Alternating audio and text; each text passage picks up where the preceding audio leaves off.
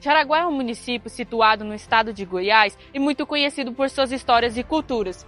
Fundada em 1833, com suas igrejas centenárias e casarões muito antigos. Localizada na região central do estado, Jaraguá se destaca por suas festividades como a Festa do Divino Espírito Santo e a Cavalhada, que atrai visitantes de todo o país, com os habitantes que valorizam a história e a cultura para o crescimento da cidade. Desvende com a gente os segredos de Jaraguá, um município próspero e que guarda histórias fascinantes e um povo muito acolhedor. Estamos aqui com o Fernando, historiador da Casa da Cultura, Padre Silvestre. Fernando, você poderia falar um pouco qual a origem do nome Jaraguá? O nome Jaraguá deriva do tupi Iaraguá, que significa Senhor do Vale, que nós estamos situados no Vale de São Patrício. Quando eu estudei no grupo Manuel Ribeiro de Freitas, ensinaram para a gente que Jaraguá derivava do nome dos índios jaguarás que habitavam aqui a região. Nunca existiu tal tribo, né? E Jaraguá foi fundado por negros pescadores em 1736. Qual foi o principal evento e personagem que destacou na história de Jaraguá? Assim, na minha concepção, o evento mais importante foi a emancipação de Jaraguá em 25 de julho de 1882, quando Jaraguá deixou de ser pertencer ao julgado de Meia Ponte, que hoje é Perinópolis. E o vulto mais importante para mim foi General Joaquim Xavier Curado, que nasceu atrás da Serra em 1746 e faleceu no Rio em 1830. Ele foi general, conde, governador das armas, conselheiro de guerra, e ele criou uma guarda para proteger Dom Pedro I assim que o Brasil se emancipou de Portugal, a guarda brasileira. E essa guarda virou o nosso exército. Então o criador do exército brasileiro chama-se General Joaquim Xavier Curado. Estamos aqui na Casa de Cultura Padre Silvestre para entrevistar a nossa amiga Shirley, que é secretária aqui da Casa de Cultura. E aí ela, que é descendente do Padre Silvestre, ninguém melhor para nos representar e poder responder algumas perguntas sobre a cultura aqui de Jaraguá. De que forma o Padre Silvestre promoveu a educação e desenvolvimento social e cultural em Jaraguá? Ele, como padre e como deputado, ele promovia a educação, ele tinha uma preocupação com o povo, com as crianças, né, com os escravos em estar evangelizados, né? Então ele promovia a catequese, ele se preocupava com as crianças, né, que agora até saiu o livro dele, de Adélia de Freitas, que conta a história de Padre Silvestre.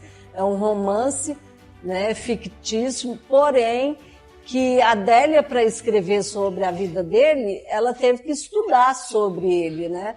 Então, assim, conta que ele se preocupava com os meninos de uma escrava que trabalhava na casa dele, que ia para o rio, entendeu? Então, ele tinha muita preocupação com cobra, com os bichos que tinham naquela época e tem até hoje. Então, assim, era um jeito que ele tinha de educar, porque ele, como padre, ele era uma autoridade dentro da cidade, como deputado, né, uma autoridade estadual, né? Então ele se preocupava com isso, em estar promovendo a educação. E quais foram os principais projetos e iniciativas liderados pelo Padre Silvestre para Jaraguá? Então, ele como deputado, eu costumo falar quando eu recebo um visitante aqui na casa, é que ele foi um homem muito além do tempo dele, né? Mas ele, como deputado, ele via a necessidade de que Jaraguá era rota para quem ia para o sul ou para o norte. E ele viu a necessidade de ele, como deputado, brigar pela construção da ponte do Rio das Almas, que é essa aqui, já saindo de Jaraguá. Então, você imagina ele, naquela época, ele já vê isso. Eu falo que ele era um visionário, né? Então, essa é um dos feitos dele como deputado. E a do Rio Uru, que ia, porque naquela época, Goiás Velho hoje, né? Naquela época era a capital de Goiás. E para quem ia aqui, Jaraguá era município de Meia Ponte, que hoje é Perinópolis. Então, se precisava ir até a capital, tinha que passar pelo Rio Uru. Então, também foi um feito dele a ponte do Rio Uru, como deputado. Você pode estar falando um pouquinho para nós sobre as belezas da Serra de Jaraguá? Muito importante a gente falar sobre essas maravilhas que nós temos hoje no Parque Estadual da Serra de Jaraguá. Recheado de cachoeiras, nós temos 3 cachoeiras, né? Tem um Poção da Serra, temos mirandes, que nós temos na Serra, e também o principal atrativo hoje que nós temos na Serra, que é a rampa de parapente, onde tem visitante do Brasil e do mundo para conhecer a nossa rampa de parapente. Eduardo, fala para nós quais são os pontos principais, mais atrativos que temos na Serra de Jaraguá.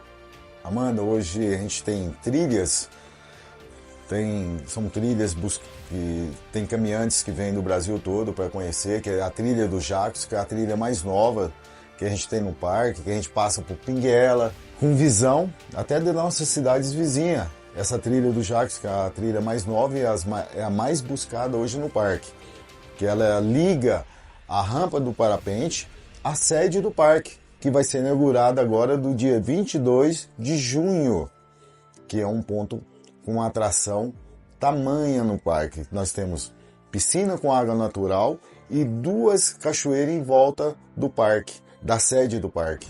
E você pode explicar para o pessoal que se interessa pelos parapentes que temos aqui em Jaraguá? Olha, o parapente hoje é uma modalidade que na área do turismo é o que mais traz benefício ao município, que os hotéis ficam todos lotados, restaurante, tem contratação de pessoal que faz o resgate, né? A parte de confecção, então a gente tem um movimento muito bom financeiramente aqui no nosso município através do parapente, porque nós temos a 3ª melhor rampa do Brasil, é a nossa rampa, que fica aqui no Parque de Jaraguá. Então, as pessoas vêm para voar e também vêm para conhecer o local, que ela tem uma visão muito ampla da nossa cidade. E está a 1.030 metros de altitude a nível do mar. Então, é um local muito bonito, onde tem várias apresentações nessa rampa. Não é só o parapente. As pessoas vão fazer piquenique, ensaios de casamentos, de aniversário de 15 anos, cultos religiosos. A Igreja Católica faz a Paixão de Cristo, a caminhada da Paixão de Cristo, e usa a rampa de parapente para ser um ponto de apoio, porque a visão é muito bonita do município. Eduardo, quais são as modalidades esportivas que temos no parque? Mano, é legal isso aí. Além do parapente, que é a nossa atração maior do parque, a gente tem o downhill, tem um rapel, tem as caminhadas de distância no parque, que tem até uma disputa em grupos aqui dentro da cidade, aqueles que fazem a caminhada mais rápida, né? E tem outras modalidades que estão surgindo, que vai ser surpresa, que vão surgir agora nesse período. Algumas modalidades estão trazendo de novidade aqui para nossa cidade. Vai ser muito legal. É surpresa. Estamos aqui com o Joab Santos, ele que é Relações Públicas da Banda Santa Cecília aqui de Jaraguá, Goiás. Joab, fale sobre a Banda Cecília. Então, falar da Banda Santa Cecília é falar de uma instituição, de uma entidade que tem uma grande importância e uma relevância para a cidade de Jaraguá e para o estado de Goiás. Ela também carrega, né, uma grande importância porque ela é o carro-chefe, onde também, a partir dela, hoje na cidade de Jaraguá nós temos várias outras repartições, outros grupos que trabalham com a música, né? Quais são os eventos, né, as celebrações que vocês mais fazem na cidade aqui de Jaraguá? A Banda Santa Cecília tem um calendário cultural e artístico muito extenso. A nossa maior movimentação cultural dentro aqui do calendário de Jaraguá é justamente na época da festa do Divino e das Cavalhadas, né? Então a festa do Divino Espírito Santo, ela transcende até mesmo a própria religiosidade, né? Porque apesar dela ser organizada pela Igreja Católica, mas ela expressa ali o sentimento cultural e artístico, né? E a manifestação de todas as cidades. E a Banda Santa Cecília tem essa importância porque ela faz parte de todos os aspectos, no decorrer de toda a festa do Divino, seja nas alvoradas, nas cavalhadas, nos desfiles da entrada da rainha. Então, em todos os momentos ali tem a participação da Banda Santa Cecília. Apesar disso, com o passar da festa do Divino, a banda continua sua atuação. Então, ela não é uma banda temporal, que só participa num determinado tempo. A Banda Santa Cecília ela é atemporal, ela está atuante desde o ano todo. Joab, e sobre a preparação desses eventos, como vocês preparam os jovens para estar fazendo essas apresentações?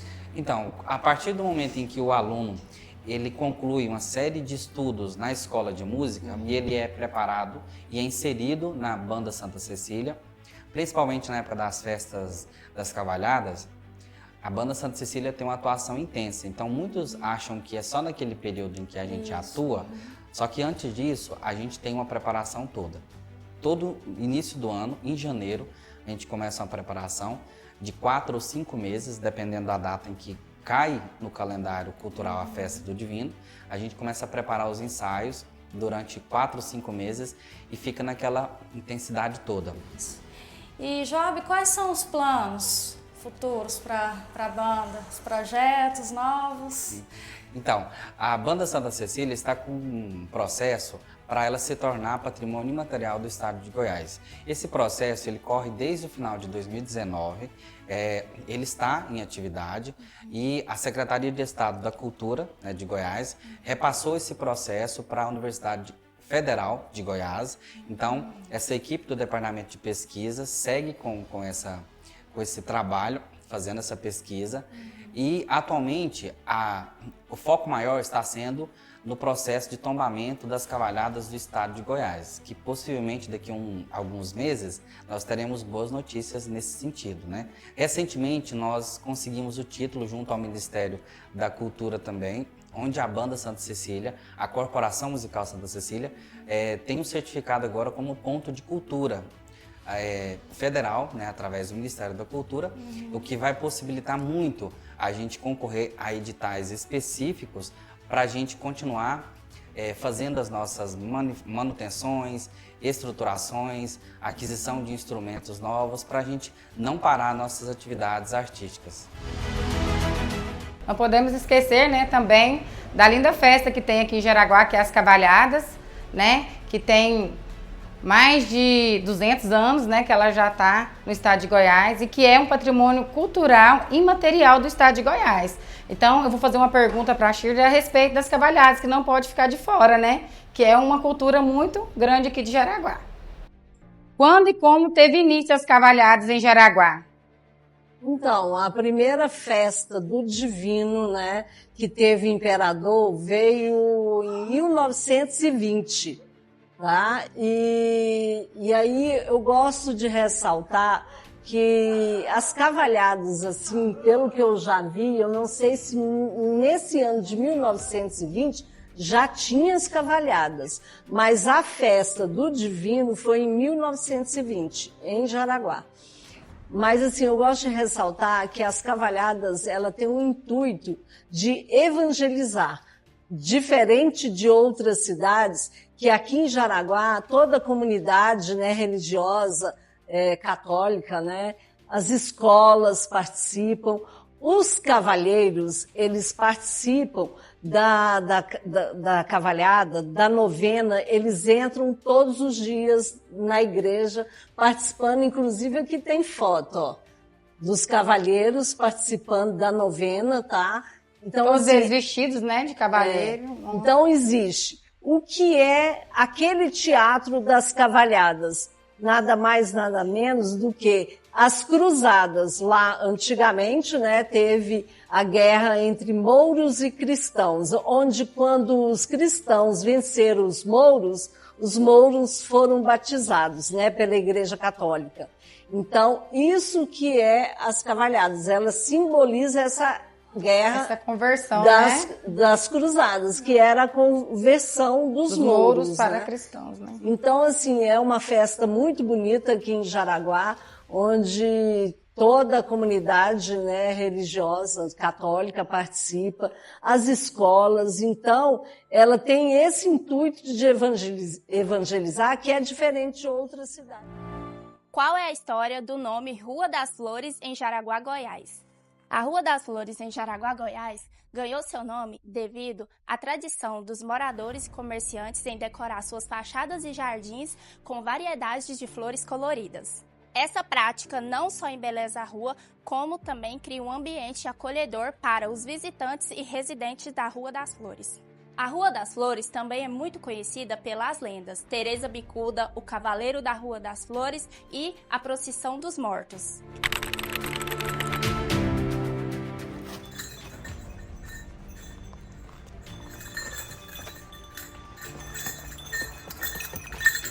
Senhoras e senhores, público aqui presente, alunos da UEG, permitam-me apresentar. Sou um palhaço fulião, personagem popular, por muitos conhecido por seu memória, pois sei de muitas histórias da nossa querida Jaraguá.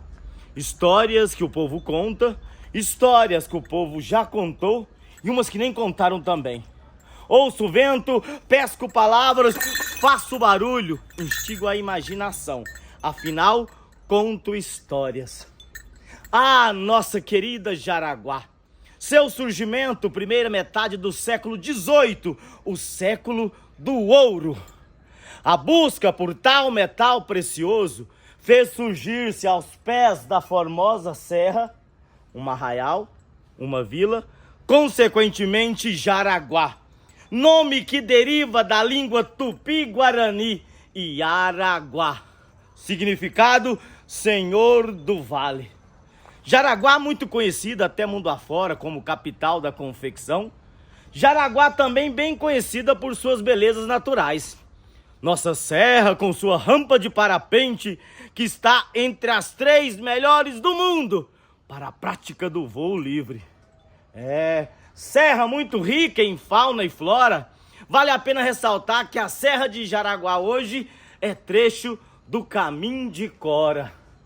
Ah, mas Jaraguá também é bem conhecida por seus causos, suas lendas, principalmente de assombração. Tem Cavaleiro da Rua das Flores, Procissão dos Mortos, e a mais conhecida delas agora vou contar. Teresa Bicuda de Jaraguá. Mulher muito ruim, batia, xingava, maltratava muito a sua mãe. Por que Bicuda? Uns dizem que vem do sobrenome do pai, Lourenço Bicudo, mas muitos afirmam que era devido aos seus lábios carnudos. Passa pra baixo, Teresa, passa pra baixo, Teresa, passa pra baixo, Teresa. No dizer de seu Juca de Oliveira, a mãe de Teresa era Safina Chibiu. Morava bem aqui, ó, pertinho, Larguinho Santana, Rua das Flores, centro histórico de Jaraguá. Teresa maltratava muito a sua mãe porque queria se vestir como rica. Vivia a perambular pela cidade à procura de comida. Quando as crianças encontravam com Teresa, atazanavam Teresa cantando assim, ó. Teresa Chibiu, sua gata pariu, comeu sua comida e você nem viu. Ah, Teresa ficava doida. Em um ato de loucura, maldade, crueldade extrema, Teresa chegou ao ponto de fazer a própria mãe de cavalim. Montou na mãe, colocou freio, espora e saiu a passear pelas ruas das flores. A pobre mãe de Teresa, de tanto sofrer com as maldades e crueldades de Teresa, não resistiu e morreu. Mas antes, rogou uma praga em Teresa, dizendo que Teresa não ia casar, realmente não casou, e que não ia descansar nem após a morte. Então, com a morte da mãe de Teresa, Teresa ficou sem ele nem beira. Vivia correr pela cidade, sobe serra, desce serra. Quando passava na porta de uma igreja, maldizia quem lá estava. Domingo, dia de guarda dos cristãos, e era o dia que de propósito Teresa trabalhava.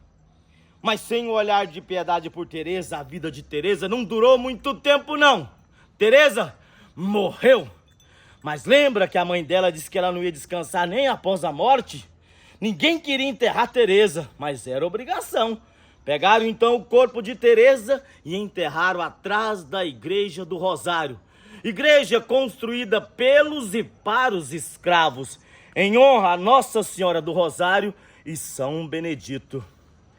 Mas Teresa não gostou de lá não.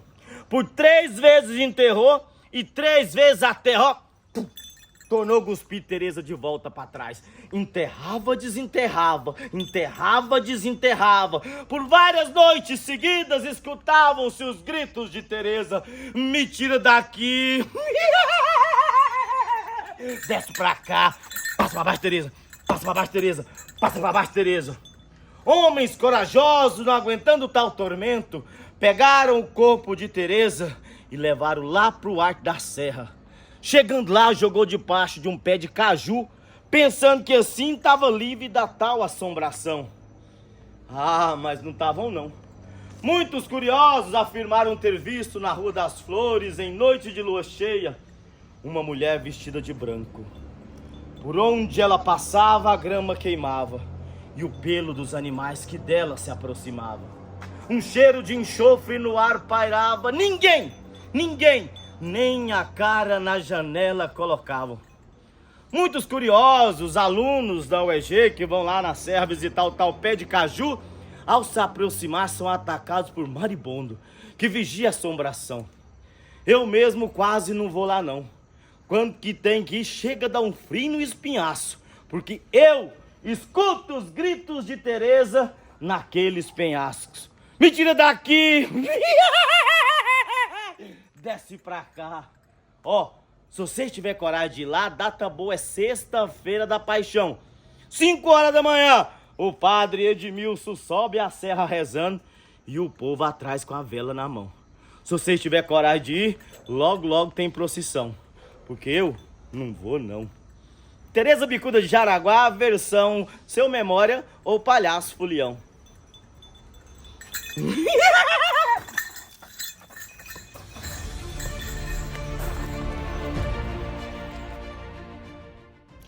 Estamos aqui agora com o Seu Memória, contador de histórias, Genilson. Me fale um pouco sobre o seu personagem. Então, o Seu Memória, ele vem de um personagem criado em 2012, né, na qual a nossa superintendente de cultura, que esteve até pouco tempo no cargo, implantou aqui em Jaraguá um espetáculo chamado Alto da Ressurreição, que conta de uma forma tradicional, de uma forma lúdica, a ressurreição de Cristo, que já havia de alguns anos da Paixão. Aí o Seu Memória, esse palhaço fulião que lembra as folias de reis, surgiu como narrador. Com o passar do espetáculo, a gente viu a necessidade de estar levando, né, os contos, as lendas nas escolas, até para outras cidades. Já estive contando, principalmente a lenda de Teresa, que é a mais conhecida. Lembrando que tem Cavaleiro da Rua das Flores, Procissão dos Mortos e outras mais, Mané Criatura, enfim. E assim surgiu esse personagem nas escolas, agora na administração, né, do atual prefeito, com a abertura desse circuito cultural. O Seu Memória vem tanto no Museu Histórico de Jaraguá, tanto na Casa de Cultura ou na Igreja do Rosário, onde foi enterrada Teresa Bicuda, para estar contando, né, essas lendas para os turistas, para os alunos das escolas, e numa forma de deixar viva essa identidade de Jaraguá. São lendas genuinamente de Jaraguá, que é o Cavaleiro da Rua das Flores, Procissão dos Mortos e, né, que vocês viram aí, que foi apresentada, a lenda da Teresa Bicuda de Jaraguá. Genilson, o tipo de histórias são histórias encenadas? Isso, perfeitamente. Eu uso esse método, né, porque eu já trabalho na área do teatro desde antes do ano 2000, né, praticamente já há mais de 20 anos aí atuando na área do teatro, e eu gosto de levar essa forma de contar a história encenada, até para a memorização das crianças é mais fácil. Como a da Teresa, uso palavras tipo um cordel que vai rimando o final de uma frase com a outra, E é um método que tem dado muito certo, viu? A criançada não esquece, e até para me memorizar também, né? Eu faço uma adaptação, né, das histórias, vou rimando e levo aí ao conhecimento, né, de toda a população de Jaraguá, turistas, alunos das escolas, essas histórias encenadas, tanto Teresa como Cavaleiro, como Procissão dos Mortos. E lembrando que tem um momento muito importante em Jaraguá, né, que esse ano vai ser realizado no mês de julho, nas comemorações do aniversário da cidade, a Serenata Encenada, onde a gente conta as lendas encenadas com atores, cantores, dançarinos. Então é para deixar marcado na agenda, hein? Mês de julho, aniversário da cidade de Jaraguá, Serenata Encenada, e o seu Memória estará presente, com certeza.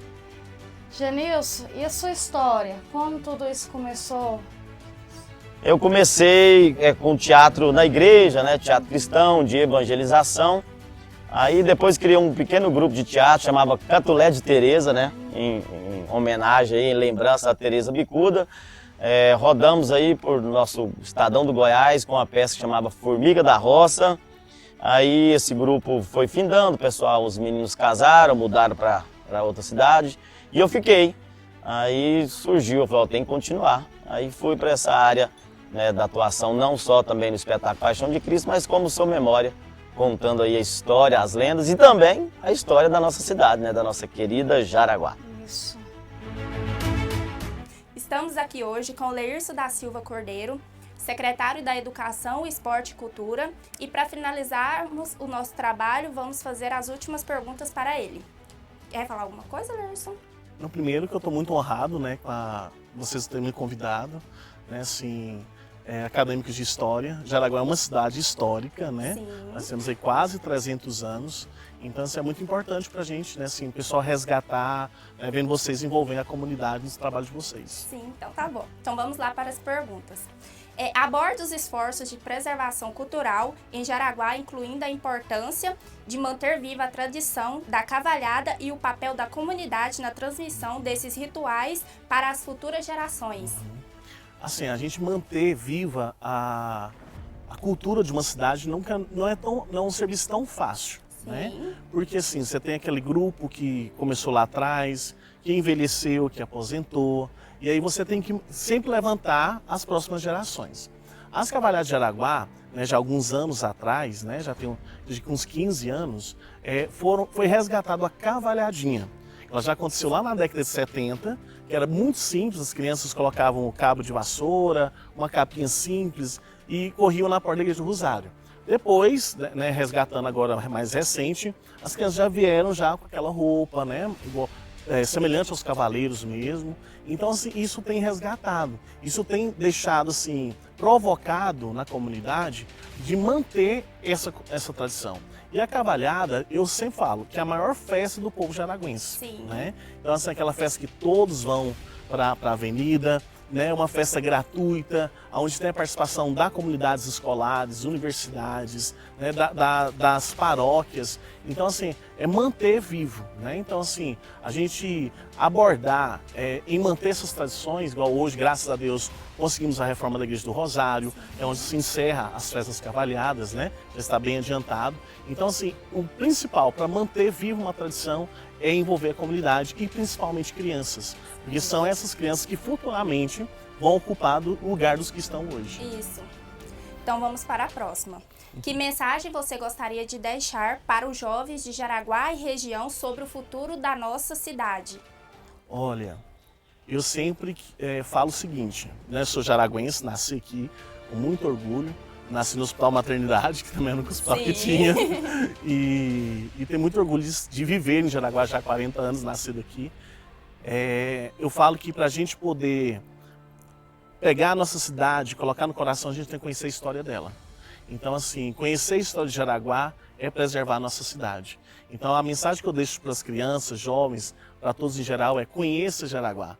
Nós temos uma cidade riquíssima, né? Nós temos 3 museus muito bem conservados, temos histórias das serras, histórias das igrejas seculares que nós temos. E assim, e o mais importante, tem muita gente que não conhece Jaraguá, tem gente que nunca subiu a serra, né? Tem gente que nunca sabe que a gente já teve governador de Jaraguá, né? Então, assim, é muito importante você conhecer a história, saber que a primeira escola de balé do estado de Goiás é de Jaraguá, que é uma das bandas mais antigas, né, também é de Jaraguá. Então, quando você pega aquilo e fala assim, nossa, mas é da minha cidade, a gente se enraiza mais, a gente tem uma paixão maior pela nossa cidade. Sim. Então, a mensagem que eu deixo para os jovens de Jaraguá é: conheça Jaraguá, visite Jaraguá, busque saber das nossas lendas, das nossas histórias, porque aí, com certeza, nós temos muita história ainda para contar.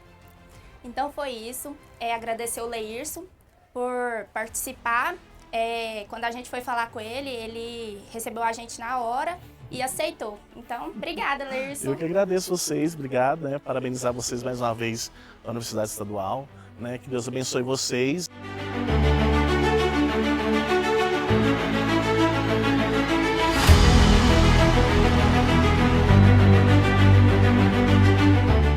Venha conhecer a cultura de Jaraguá!